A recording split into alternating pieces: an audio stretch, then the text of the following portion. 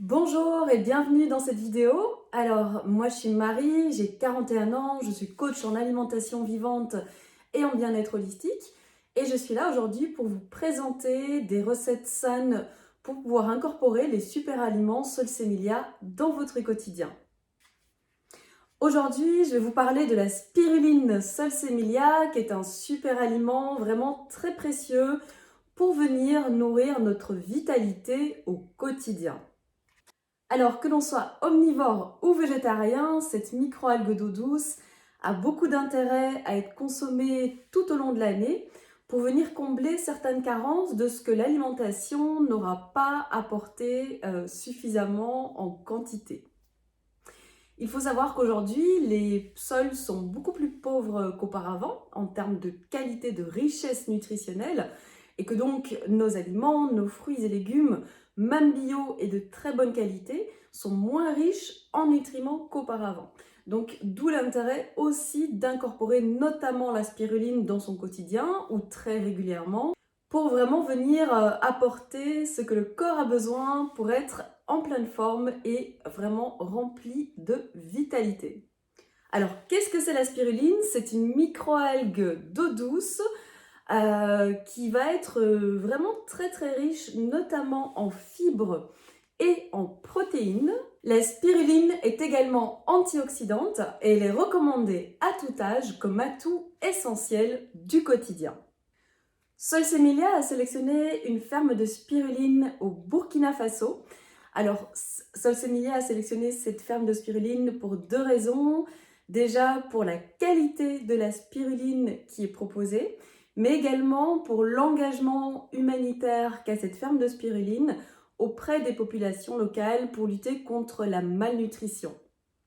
Cette merveilleuse spiruline est cultivée loin de la pollution, mais également dans des bassins clos avec une eau pure. Il faut savoir que c'est une spiruline de qualité crue qui est conditionnée et contrôlée en France. Tout d'abord, il est vraiment très important de savoir que cette spiruline a un goût vraiment totalement différent des autres grâce à sa qualité crue. Alors, qu'est-ce que c'est la qualité crue d'une spiruline? Ça veut dire que lors du séchage, la température de séchage n'aura jamais été au-delà de 42 degrés. 42 degrés étant la température en fait où on va être sûr que la préservation nutritionnelle est optimale, mais aussi la préservation gustative. Alors personnellement, je vais plutôt inviter à consommer de la poudre de spiruline ou des brindilles de spiruline, en tout cas privilégier la consommation de ces deux formes de spiruline, car ça va être beaucoup plus rapidement, beaucoup plus facilement assimilé par notre corps au niveau de la paroi intestinale, puisque le corps ne devra pas digérer le comprimé. Par ailleurs, il est intéressant de savoir que pour les personnes qui n'ont vraiment pas envie de la consommer sous forme de poudre ou sous forme de brandy, eh bien Solsemilia a fait des super comprimés qui sont purs et qui sont très faciles aussi à emmener pour les personnes qui sont en déplacement, en voyage, etc. Source incroyable de nutriments, la spiruline a la particularité d'avoir tous les acides aminés essentiels que le corps humain ne sait pas synthétiser. Alors déjà en termes de protéines, la spiruline contient 60 g de protéines pour 100 g.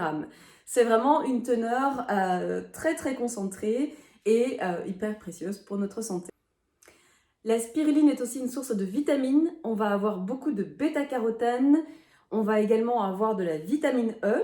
Et je reviens sur la bêta-carotène puisqu'elle est très intéressante pour venir préparer notre peau au soleil de l'intérieur. Alors ce qui est très intéressant avec la vitamine E, c'est qu'elle va lutter contre le stress oxydatif de nos cellules. Nous allons également avoir dans la spiruline de la vitamine K, de la vitamine B1, de la vitamine B2, de la vitamine B3, B5, B6 et B12. Donc vous voyez, il y a vraiment beaucoup de vitamines qui sont dans cette microalgue d'eau douce. Nous allons également avoir dans la spiruline des précieux minéraux et oligo-éléments. Donc il va y avoir du fer, il va y avoir du potassium, il va y avoir du zinc, il va y avoir du phosphore. Nous allons également avoir du magnésium et du calcium qui est très intéressant dans la consolidation osseuse. La spiruline est également une grande source d'énergie, ce qui est vraiment précieux pour toutes les personnes qui sont en fatigue régulière et qui ont besoin justement, en complément de leur alimentation, de récupérer beaucoup de vitalité. Alors le fer, la vitamine BA et la vitamine B12 vont contribuer au maintien d'un bon système immunitaire. La vitamine A, quant à elle, va contribuer à une bonne vision, donc ça prend soin de nos yeux de l'intérieur. Alors, très facile à intégrer dans de nombreuses préparations, la spiruline crue de Solsemilia s'avère être d'une saveur subtile et agréable. Je vais vous donner beaucoup d'idées de comment vous allez pouvoir l'incorporer dans votre alimentation au quotidien. Et ensuite, on va faire une petite recette de pesto à l'ail des ours ensemble, dont vous me direz des nouvelles parce que je pense que vous allez vraiment vous régaler. Je l'ai fait la semaine dernière, elle a autant plu à des adultes qu'à des enfants et je vous invite dès maintenant à faire cette recette pour vous aussi vous régaler avec les bienfaits de la spiruline. Alors la couleur de la spiruline, donc vert-bleu, nous démontre une grande richesse en phycocyanine. La phycocyanine, c'est un pigment antioxydant qui va venir empêcher l'oxydation des graisses et qui va protéger l'organisme des radicaux libres, mais également de leurs dommages sur notre corps. Alors, vous vous demandez très certainement quelle quantité de spiruline prendre par jour. Alors, selon les besoins, sportifs, pas sportifs, omnivores, végétariens, véganes, etc., eh bien, ça va être entre 1 à 4 cuillères à café par jour que vous allez pouvoir répartir sur les repas que vous allez consommer dans la journée. Moi personnellement qui ai 41 ans, qui fait pas mal de sport, de course à pied, etc., quand j'en consomme, je vais avoir tendance à en consommer à peu près 2 petites cuillères à soupe par jour, quasiment tout au long de l'année, mais pas forcément 365 jours sur 365, c'est aussi en fonction des envies, des ressentis, et bien sûr, il est bon de faire des petites coupures de temps en temps. Le goût particulier de la spiruline, mais également sa couleur, peuvent surprendre au début, mais je vous promets que préparé dans votre alimentation, vous allez vous régaler. Alors déjà, en premier, vous allez pouvoir incorporer la spiruline à un jus de légumes. À ce moment-là, il est préférable de l'utiliser en poudre et de la délayer dans votre jus de légumes préparé à l'extracteur de jus, juste en tournant bien ou en mélangeant dans un petit shaker Solsemilia. Et vous allez pouvoir aussi boire la spiruline dans une boisson très agréable. En deuxième, ça c'est vraiment le plus rapide, même quand vous êtes en déplacement ou que vous n'avez vraiment pas de temps, c'est de prendre un petit shaker Solsemilia, vous allez mettre la quantité de spiruline que vous souhaitez prendre, une cuillère à café par exemple. Ensuite, vous allez mettre à peu près un tiers de jus de pomme et ensuite 2 tiers d'eau et vous allez venir mélanger. On mélange l'eau au jus de pomme parce que sinon ça en ferait une boisson trop sucrée. Et dans ce cas-là, vous allez vraiment avoir le goût délicieux du jus de pomme, pas trop sucré, mais également tous les bienfaits de la spiruline qui se sera incorporé dans ce liquide. Si vous choisissez la spiruline sous forme de brindilles, vous allez pouvoir tout simplement la saupoudrer sur vos repas, qu'ils soient salés ou sucrés. Et c'est également très très bon de les saupoudrer sur un smoothie, sur une purée de fruits, ou encore si vous faites des sorbets maison à l'aide de votre extracteur de jus, vous pouvez venir saupoudrer les brindilles de spiruline Solsemilia par-dessus. Ça peut être aussi mis sur vos céréales, sur vos salades, sur vos légumes vapeur. Vous pouvez vraiment les saupoudrer où vous le souhaitez. Et c'est le plus facile également avec la petite recette au jus de pomme délayé dans de l'eau. Elle est vraiment très facile à intégrer dans des sauces avec de l'huile d'olive. Donc vraiment, je vous invite aussi à essayer ce genre de recette. Alors, on en vient à la recette. Donc je vais vous faire un pesto printanier à l'ail des ours. Alors l'ail des ours, c'est vraiment la saison en ce moment. Si vous n'en trouvez pas à votre magasin bio, chez le maraîcher, au marché ou que sais-je, vous pouvez tout à fait remplacer par d'autres herbes fraîches et faire par exemple à la place de l'ail des ours, remplacer par du basilic ou une autre herbe fraîche de votre choix. Donc ce n'est pas obligatoire d'utiliser l'ail des ours, mais là c'est le printemps, c'était vraiment la plus belle occasion que d'utiliser cette merveilleuse herbe fraîche dans une recette. Un gros bouquet d'ail des ours, je vous le montre ici. Voilà donc un gros bouquet d'ail des ours. Vous pouvez mettre aussi, moi je vais mettre du persil. Je n'ai pas trouvé de coriandre, mais sinon avec de la coriandre, c'est succulent. Donc vous pouvez mettre de la coriandre ou du persil. On va aussi également mettre du gingembre et du curcuma frais. Donc vous pouvez les peler chacun et ensuite les couper en petits morceaux avant de les mettre dans votre robot.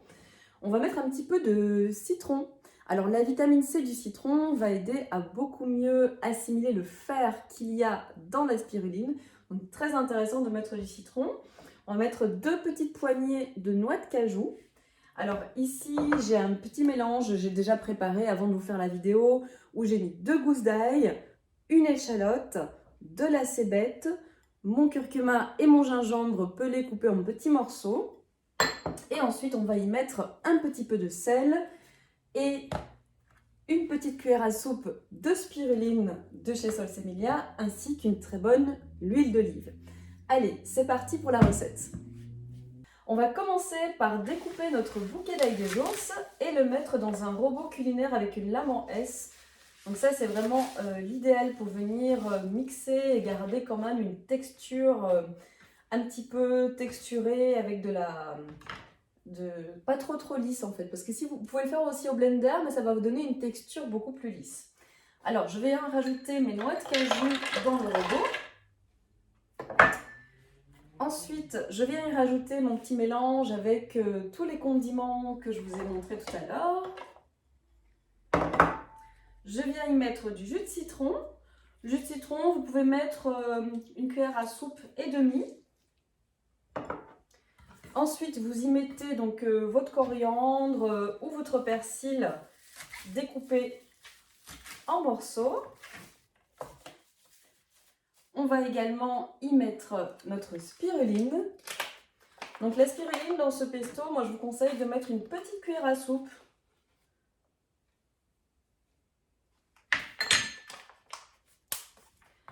Ensuite, on va y mettre une petite cuillère à café de sel. Et une bonne huile d'olive. Généreusement, l'huile d'olive, vous pouvez mettre environ 5 cuillères à soupe. Et ensuite, on va venir mixer. Et voilà donc notre pesto à l'ail des ours et à la spiruline qui est prêt. Donc vous allez pouvoir le manger avec des crudités, avec des légumes vapeur. Vous pouvez le manger également sur une tranche de pain, sur un petit toast. Et vous pouvez le manger également avec des pâtes, idéalement sans gluten. Donc vous voyez, c'est vraiment facile, ludique et agréable d'incorporer la spiruline dans une préparation. Et aussi, vous allez avoir toutes les autres saveurs qui vont se marier à la spiruline et vous allez beaucoup moins la sentir. Comme ça permet vraiment de vous habituer en douceur. Et au bout d'un moment, vous allez trouver ça super bon, mais si vous n'en avez jamais mangé, ça peut vous surprendre. Avant de terminer cette vidéo, j'ai très envie de vous présenter un nouveau produit chez Solsemilia qui est un super topping à base de brandy de spiruline, mais également de graines de chanvre. Ce mélange est préparé en France, les graines de chanvre sont françaises. Et un super topping, qu'est-ce que c'est? Tout simplement, en fait, c'est quelque chose que vous allez pouvoir venir saupoudrer sur diverses préparations salées ou sucrées. Moi, je l'apprécie particulièrement sur mes légumes, mais on peut aussi le mettre sur nos fruits, par exemple sous forme de salade de fruits, mais également de smoothie, ou alors de purée de fruits, de miam aux fruits, ou encore de sorbet fait maison. Alors, dans ce super topping, on va retrouver des graines de chanvre décortiquées. On va retrouver également des graines de tournesol qui auront été germées. Donc ça permet de mieux assimiler les principes actifs de la graine de tournesol. On va avoir aussi de la spiruline en brandy, mais aussi des graines de courge, des graines de lin et de la poudre de gingembre. Je suis certaine que vous allez apprécier de découvrir ce super topping. En tout cas, moi déjà, j'en ai déjà beaucoup consommé parce que c'est vraiment délicieux. Si vous voulez en savoir plus, retrouvez-moi également sur mon site qui est le www.ginger-joy-marie.com. À bientôt!